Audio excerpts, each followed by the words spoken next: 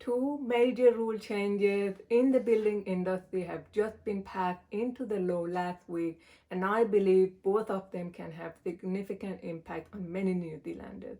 In this video, I want to talk about the conditions of these two rules, and at the end of the video, I will answer the most common questions that have been asked recently a lot.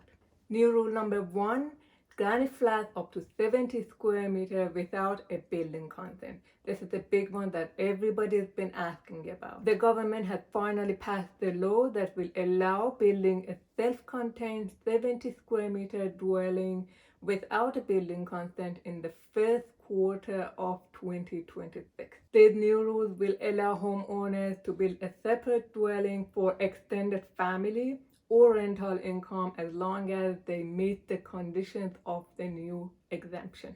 Building and Construction Minister Chris Peng has stated that the government is now preparing the form, templates, and guidance to help councils, builders, and homeowners. I've made a video with all the details released so far. I put a link into that video in the description below if you want to know more about this exemption. New rule change number 2 is related to the setback requirements for building up to 30 square meters that are exempted from building consent. So this one relates to building up to 30 square meters that are already exempted from a building consent. I've actually made a video about all the conditions of this exemption before. I'll put a link in the description to that video if you want to know more. But in this video, I'm going to talk about the parts of the condition that they've changed or added. The first part that's been added to the condition says that district planning rule still applies. Here is the exact text on the website. Always check with your local council to make sure your proposed building work does not have any district or regional planning implications, taking consideration of maximum site coverage, yard or setback requirements, daylight access planes, or permitted activities. A resource consent may be required, and it is important that this is obtained before starting any building work. So even your structure does not need a building consent, it still has to be within the district planning rules, and it might need a resource consent. The next section they've added is about the daylight recession planes. Daylight recession planes are imaginary inclined planes used in New Zealand building regulations to control the height and bulk of the buildings near property boundaries. The purpose is to ensure that buildings do not excessively overshadow neighboring properties, preserving access to daylight and maintaining privacy and amenities. These planes are typically measured from a point 2.5 meter above the ground and then a 45 or 55 degree angle depending on the zone rules, and sometimes it could be 2 meters, sometimes it could be 3 meters. You need to check that in your district planning rules. So if any part of the structure that's under 30 square meters you're adding to your property, even though it is exempted from building consent, if any part of that structure is above this recession plane, you might need a resource consent.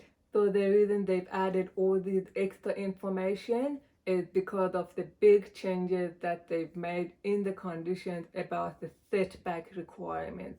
So up until now, you needed to set back your 30 square meter from any boundary lines or any other building by the same height, same finished height of the building from the ground. For example, if the finished height of the building from ground is 4 meters, you had to be away from the boundary line or any other building by 4 meters. And now they are reducing it to a meter, and sometimes even you can build it right on the boundary line. And I'm going to explain the difference between the two. So if your structure is under 10 square meters, for example, it's a garden shed or it's a small cabin, you're allowed to build it right on the boundary line. If it's between 10 square meter and 30 square meter, you have to set it back from the boundary line at least a meter. Now you need to pay attention that if in your district planning rules, you have to have a minimum of, for example, 1.5 meter setback. You need to stick to 1.5 meter. You can't go a meter from the boundary line. You also need to pay attention to the rules with regard to protection from spread of fire. So if it's less than a meter, for example, it's under 10 square meter and it's less than a meter from the boundary line, you have to make that wall that is closer than a meter to the boundary line a fire rated wall, which is not a cheap option. And of course, it's always a good idea to talk to your neighbor before starting any building work, because you don't want to get in trouble later or have unhappy neighbors. As a homeowner, you're legally responsible to make sure what you're doing is within the rules and you're not doing something illegal. If you're unsure how to interpret the rules that apply to your property, you need to hire a professional planner or architect or surveyor to do this for you. So that's the two new exciting rules. Now let's talk about some of the questions or statements that's been asked a lot recently.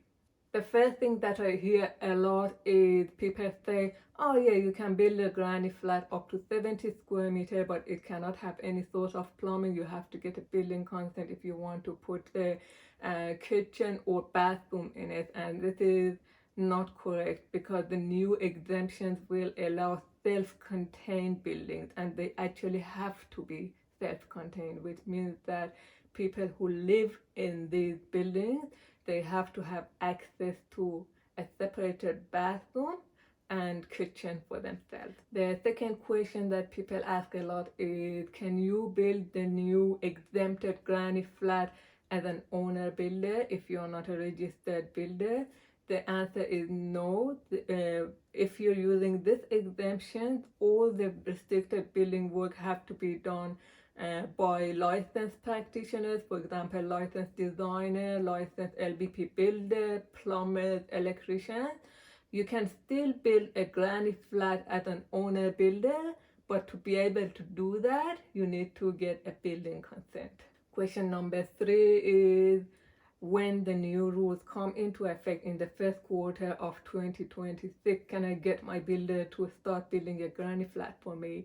The answer is no, you can't do that. You have to notify the city council before starting any building work and after the work is finished. Next one is, people say, I've built a 30 square meter exempted from building consent on my land, and when the new rules come into effect, can I just add a bathroom and a kitchen to that 30 square meter and make it a granny flat? The answer is no, because the new exemptions only apply to the buildings that are built after the exemptions come into effect. Next one is, can I build a 70 square meter building without a bathroom and kitchen? And the answer is no, they have to be self-contained, which means that they have to have bathroom, kitchen, and if there are more than one bedroom, they have to have laundry as well.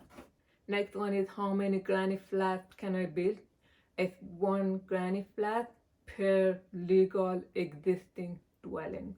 Somebody asked, I have an existing dwelling and an existing minor dwelling on my land. Can I build another minor dwelling or granny flat?